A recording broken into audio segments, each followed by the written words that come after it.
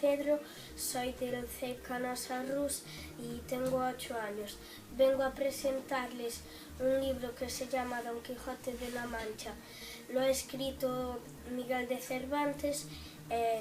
Trata de que un hombre llamado Don Quijote, de leer tantos libros de caballería, se vuelve loco y se piensa que es un caballero. Junto con su amigo Sancho emprende graciosas aventuras.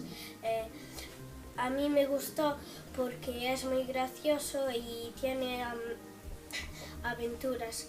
Y lo recomiendo porque es muy interesante y es muy fácil de leer.